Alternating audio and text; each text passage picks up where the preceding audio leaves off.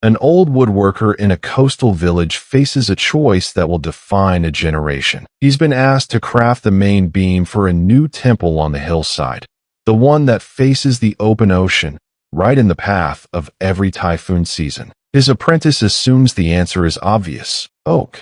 Heavy, dense, the wood of castles and ship keels. It's been the standard for strength for centuries. But the craftsman hesitates. He's seen what the wind does to things that refuse to move, so he picks up a length of bamboo.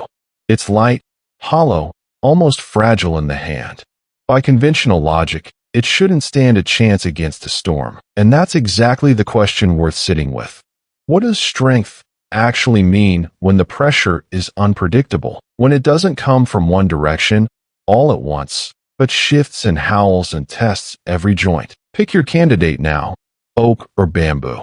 Which do you trust to hold up a roof through a typhoon? He builds a simple test.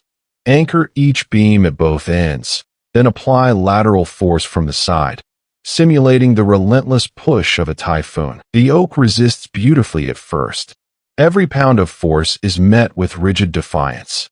But physics has a limit for materials that won't give. At its breaking point, the oak fractures, sudden, catastrophic. The stress had nowhere to go. Now the bamboo. Same force, same angle. But instead of fighting, it bends. The curve deepens. The fibers compress and stretch, absorbing energy that oak turned into cracks. When the force releases, the bamboo springs back to true. This is the difference between elastic modulus and yield strength. Bamboo can store more energy before failure because it doesn't resist the direction of the force. It yields strategically. Real tensile data backs this up. Pound for pound, bamboo has a higher strength-to-weight ratio than oak. It's not just flexible, it's mechanically superior for surviving chaos. The parallel for mental discipline is immediate. The person who stiffens against pressure, who treats every challenge as something to overpower, builds internal stress with nowhere to go. They fracture when the pressure exceeds their capacity to resist. But the one who yields strategically, who bends without breaking, absorbs the blow and returns to alignment, which would fail first under a real storm.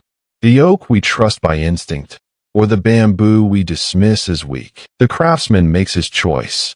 He lifts the bamboo beam into place, not because it's weaker, but because he understands what strength really means when the storm returns year after year. Oak stands firm until it fails. Bamboo bends, and then it comes back. The temple needs a beam that survives decades of typhoons, not one that holds perfectly for a single calm afternoon. The parallel for your own mind is the same. Stoicism was never about becoming rigid against emotion, building a wall that eventually cracks. It was about flexibility, absorbing the blow, and recovering your shape. So next time pressure hits at work or in life, ask yourself honestly, are you trying to be oak, unyielding until you snap, or bamboo, flexible enough to survive anything? The answer determines not just whether you withstand the storm, but whether you're still standing when it passes.